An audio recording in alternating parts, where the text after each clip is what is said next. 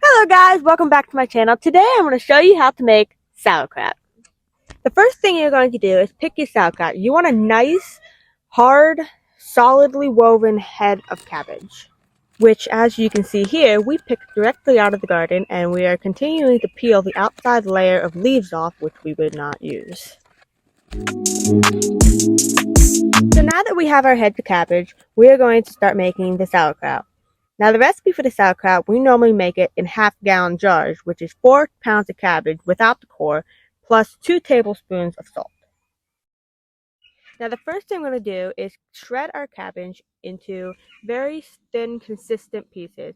Now you can chop it by hand, but it would just take a lot longer.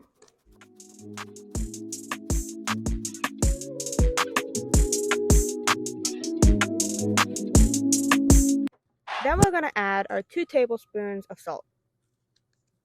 And then we're going to fluff it and mix it around with our hands until the salt covers all of the cabbage.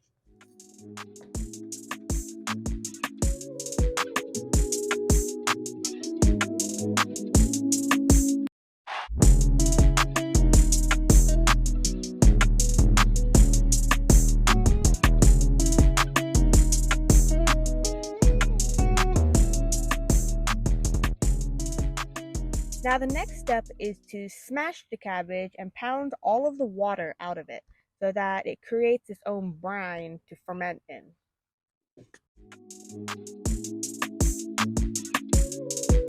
You can also use your hands to squeeze the water out of it if you want to.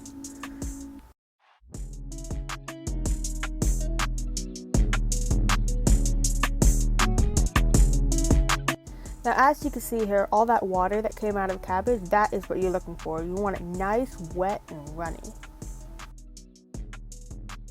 Next, you want to gently pack your cabbage into a jar with your hand, a spoon, or whatever you find useful.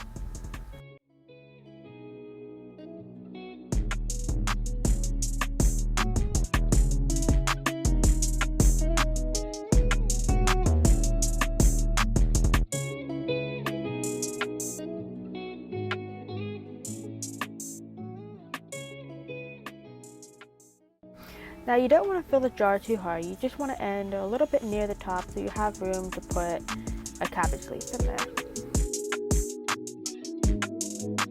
Now for the cabbage leaf, you're just going to place the jar on a rather flexible cabbage leaf and cut a circle of the circumference of the bottom of the jar out of the cabbage leaf.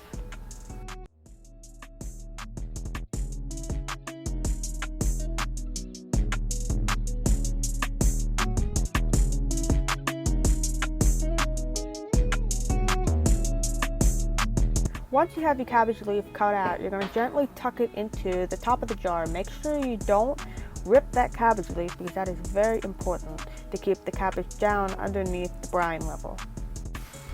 After you have that cabbage leaf tucked in, you're going to place a mason top weight on top of that to keep that cabbage leaf that you put on top of the sauerkraut to keep it down. And then you're going to wipe off all of the residue and cabbage slime that may be on the jar.